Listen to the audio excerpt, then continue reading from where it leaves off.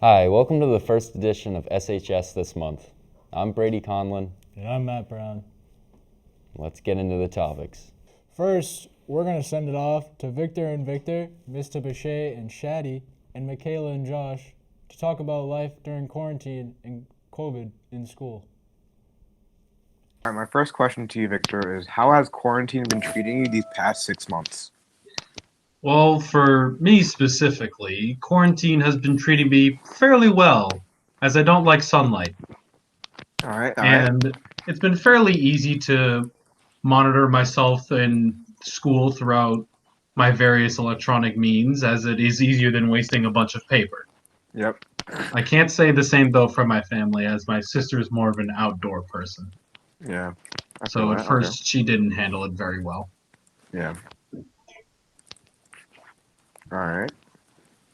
So, Victor, do you have an eye problem or something that causes you issue with sunlight? No, I just don't like it. I'm more of an inside person. No, I hear you. Okay, fair enough. All right. My second question to you is what things have you been able to get done during quarantine since you have all the extra time? Well, I've actually gotten to cleaning my room for once, All right. doing my laundry on a somewhat normal basis, figuring out how long I can stay up without actually getting tired. All right. I've done that. I've done that. And I mean, I've managed to get the Certificate of Excellence for the Student of the Month award for last Wow. year. Yeah, I managed to do that last year during quarantine, so that was pretty cool. That's awesome. All right. My next question to you is how has quarantine made shopping for groceries then? For groceries, we kind of one of those things where a lot of people did, where we like shopped for a good amount of things, like as it was sort of starting, but then we realized that like wasn't that bad, so shopping became sort of normal-ish as time went on. All right. But I do remember seeing a lot of people just grabbing a lot of toilet paper. Yeah, I remember that. I remember those days. I saw a dude on my way home with a trunk full of toilet paper. Yeah, a ton of people were taking toilet paper. It was insane. All right. How has COVID changed the way you learn in school? Well, for a lot of the more hands-on classes, like the one I'm taking now, forensic science, it's making it sort of harder to do hands-on activities. Yep. And even with video production 3 right now and other photography-like classes, it's harder to get a hold of the cameras since you can only really hold on to one without possibly contaminating it for someone else. Yeah. So it's harder to do all that stuff, but for other aspects where it's not really physical, then it's fairly easy. So, Victor, for that, like you can see, we're trying to do in the video production classes a lot more web-based, webcam-based stuff. And to deal with that, we put stuff over the cameras like trash bags, and then if students touch it, then we swap out the trash bag. But yeah, it's definitely created a more challenging environment. But I think it will be a good thing because we'll learn new skills from this. Yeah, we'll learn a lot more technology-based skills that we can pass on to the later generations, and maybe they'll be able to keep going and find out even more new stuff. All right, that's good. And my last question for you today is, do you like the new normal we have had to get accustomed to? I would definitely say that no, I'm not really. I don't really like it as much, mainly because I can't really see my friends as much. I can't really interact with them the way I normally do. Sure, we still have things like online chatting services, Google Meet, and everything. Yep. But it still can't replace the like feeling of meeting someone in person and hanging out with them in person. Yeah. All right. No, that's all my questions that I have for you today, Victor Markman. All right. Wait, 5, 4, 3, 2, 1, go. Hey everyone, how's it going? I'm Shadi Harabi, and I'm here to interview Bice. Oh. How you doing, Shadi? I'm doing good. So the first question I have for you is, How is school with COVID going on and everything like that? So I'm not gonna lie to you, like I feel like it's definitely scary the whole pandemic going on and like, like I got a family, you got a family. So like that whole part, like I don't want to grace over and say like, as a society, I think we're all kind of a little bit nervous now. We're not living life like the way we usually live life. But in terms of school, I think like we're doing the best we can given the situation that we're faced. And like I feel like we've got like some really strong supports technology wise, like just the things that I've learned the past 3 weeks in past month have been amazing. This town of Stoughton and like the people that work here have been amazing. Like we did like well, you guys were at home the first 2 weeks. We were doing tons of PD on how to like really like work through remote learning. And I mean, like this is our first year really doing it. So I'm not going to sit here and say like, oh, we're doing it perfect, but I feel like we got a lot of resources that helped. And like I'll ask you later how you feel like it's going because I'm going to give my teacher's viewpoint, but then I definitely want to hear from your viewpoint as a student. But like for instance, like I've got this great audio setup in my room. Like I have a microphone and there's two mics, so I'm usually dictating a lot, and like the kids I'm hearing. So the kids I can give a mic and they can give me their feedback back and whatnot. And there's also the chat feature in the chat room, which I feel like has been really really helpful. And then we've learned tools like Edpuzzle, Screencastify. I have Spiral AC in the back pocket, so all these like different web tools that have helped us succeed. And obviously, Google and everything Google's doing with the Google Classroom and the Google Meetings are huge. And I feel like I'm able to get good feedback from the kids, and they're honest with me about like how they feel like they're doing. And I mean, obviously, it would be better if the kids were in the classroom straight for me with us, but it's almost like the next best thing I would say. All right, well, that leads to my next question. How do you feel about hybrid? So obviously, hybrid's awesome, but it's not as awesome as seeing like a student 5 days a week. You know what I mean? There's something about fluency of learning, and I think you would agree with me of like having the same class, 2-3 times in a week versus just being there once. But I'm just appreciative that I get to see the students given where we're at in the pandemic. And, like I think the safety precautions that we're taking here in the school are amazing. Like, there's not a ton of kids. Usually it's like whatever, 10 kids at max. And everybody's wearing a mask. We're social distancing. And it's good because like, some kids like, yeah, I can tell them what to do on a Google Meet and I can give them instruction. I can show them a Screencastify, but that doesn't mimic when I'm over your shoulder being like, Shadi, hit this button, or Shadi, you forgot to do that. Just go do that right now. Or Shadi, like, let me show you this in the storyboard. This is how I would do it. Like having that in person, face to face is valuable. And I mean, Google Meets somewhat simulate that in like a very helpful, but it's not like that awesomeness that you get in actually interacting with a student one-on-one in person. All right. And then my next question is, what precautions are you taking in your class? So we're doing like a ton of things in here to be safe. And I got to thank Principal Miller. She did a great job, like giving us resources and being like, consider this, consider that. And I think the thing that's changed the most, and you've had me a lot, is we usually just share equipment, pass cameras out, and like, let's go film. Like, that's usually how it is. Write a script, get your camera, film. Okay, now give it to your friend, let them film.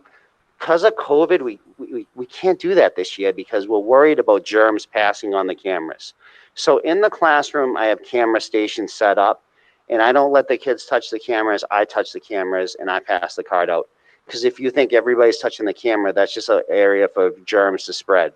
So I have all the cameras bagged, and like if a kid touched the camera, then I have to switch out the bags or desanitize the camera. So I'm the only one really doing it, but they're still doing their projects. It's just literally they're telling me what shot to do, and then I hit record. So it's a lot more work on my end, but it's safer. In terms of like, how we get in clips for the video yearbook, I think what I did this year, which was really amazing, I should have done in previous years, is I hooked everybody up that's a senior and a teacher. And I'm going to do it for some of the underclassmen that want to help out, but everybody's in a video yearbook classroom, and they can take footage from their cell phones and just attach the clips right there. So everybody can use their cell phones to film. And obviously, if you're using your cell phone, you're not sharing that with your friends. So that's obviously a great thing to do. So the kids that want to still sign out cameras can. It's just we have to be smart with it. The kids that sign out cameras can't go past them around, and they know that. If somebody wants to take a camera out, I have to, sanitize it, clean it all off, and make sure that's safe before I give them that. We're also tracking who's using what camera to make things easier. You know what I mean? So that way we know. But in general, like a lot of sanitizing practices to keep everything safe. The kids just aren't touching, video cameras as much, but they're still doing a lot of recording on their own. I'm using Flipgrid, and I'm using Screencastify and other methods to allow them to film on webcams. So if I set up a Flipgrid, I just send them the URL. They click the URL and they can record right there. And they can also record from their cell phones. So we're just having to think outside the box, think on our feet, and try to be as safe as possible. You know what I mean? Yeah. All right. So, do you have any questions for me? Yeah, I had one question for you. I just wanted to know, like, how online learning is going for you, how you're feeling about it. Like, do you wish you did some hybrid, or are you, like, really happy with where you're at with the remote? I'm happy with remote. I think it's going great. And if I ever need any help from any teachers, I just email them. They let me know. So, Awesome. I mean, everything's going pretty smooth for right now. Do you miss your friends, though? Do you miss that, like, friend element of school? Or Yeah, but like, do you I get could, that from Google Meet? yeah, I could still talk to them. Like, I still have my phone, still text them and stuff. Or, I mean, it's not that bad. It's safer at home too. So, Were you surprised at how smooth online learning went, like with the remote stuff? Did you think it was going to be worse than what it is? yeah, I thought it was gonna be a lot harder than how it is. Right now, it's pretty easy. You just get your work done, and then if you need help, you just ask your teacher. It's like you're basically at school, but you're not with them. What's your favorite class online? What are you enjoying the most? Either this class or Mac A plus software. Yeah, Mac's awesome, and it's really Yeah, crazy to see like the older teachers do a great job of grasping all this and stuff. yeah. So, yep, okay. That was my questions for you. Are you all set with your questions? I think so. Yep. Okay, so I'm going to just sign off with Shadi. Shadi, say bye. All right. See you guys. And back to the main host.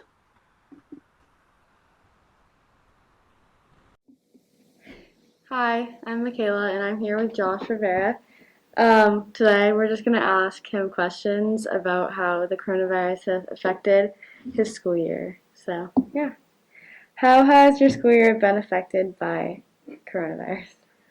My school year has been affected by coronavirus in a very weird way. Like, we don't take tests on paper anymore. Everything's online. It's kind of different. Yeah, I agree. How have you adjusted to always wearing a mask? Still haven't really adjusted. Kind of annoying. Really can't breathe sometimes. Yeah. That's fair. What do you miss most about previous years? I miss it's kind of different now because you can't be like, you gotta be socially distant. Like last year was kind of funny, made more memories, had a lot more fun, laughs, stuff like that. Yeah. What do you like about this year? I don't like nothing about this year. This year is terrible, and I want school to go back to normal. Do you like having mask breaks? Yeah, mask breaks help because I think it's kind of impossible to sit in a class for an hour and 30 minutes or 45, whatever it is, with this mask on. It's hard to breathe and stuff. Yeah. Thank you for tuning in. We need flashback pictures for the video yearbook. These can include your baby pictures and pictures from past grades in elementary school and middle school. Please upload pictures to the senior video yearbook classroom or email to Morgan Lessa at mlessa475@stoughtonschools.org. Thank you. Next, we're going to take a look with Cam Lensley with the cross-country team, and then Gene Tran's going to talk with Morgan Lessa, a captain on the field hockey team. Finally, we're going to talk with Gio and Val about boys soccer. Hello, everybody. My name is Cameron, and I'm here interviewing cross-country runners Aiden Castillo and Hunter Tran. Now, let me ask you guys, what are your guys' thoughts going into the season? Well, personally, I think that this season's outlook is pretty good. We have a lot of really great runners on our team, and with those people, I think that we can take a couple meets from teams like Canton and Foxborough and stuff. So I think that going into the season, we'll do pretty good. All right. How are you guys feeling as a team? Like, how united do you guys feel? I think that we're all pretty cool with each other. You know, we kind of motivate each other all the time, and like, even out of practice, we're always like helping each other like stay in shape and stuff like that. All right, nice. All right, now what are workouts like in general? Well, workouts, it depends on what group you're in. Like if you're in group A, you will be doing like harder workouts, which is more miles than all the other groups. Group B is usually for people who are okay at cross country, and then group C is for people who are new or training for winter track. So group A is the hardest workouts. Group B is a little bit easier than group A, and then group C is the easiest. What are workout conditions like for you guys? We run in like the rain or possibly even snow if that happens early enough. But like we just don't run in any like thunder or lightning. If we hear thunder once, then we all just go home right away. All right, nice. And finally, what do you guys hope to accomplish by the end of the season?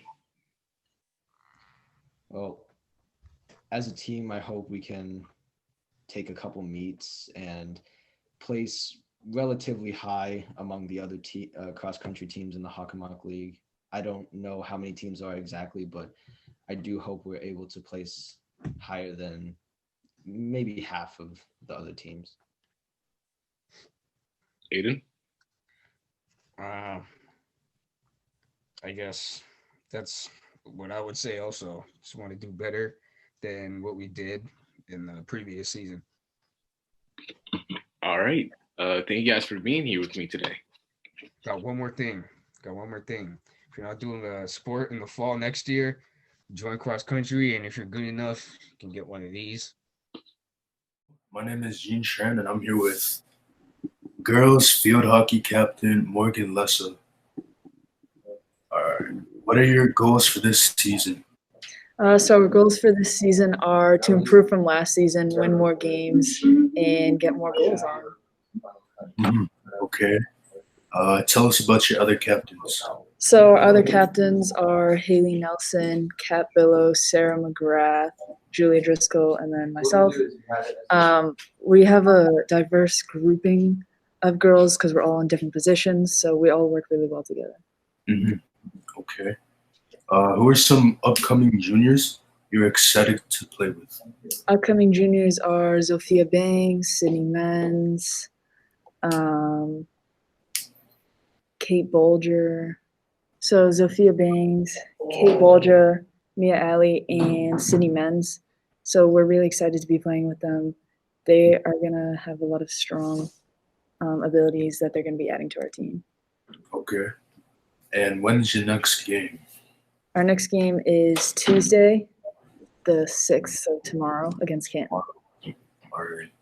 Good evening, Stone High School. Today I'm here with Valdir, 20 boys soccer team. How you feeling about this upcoming season?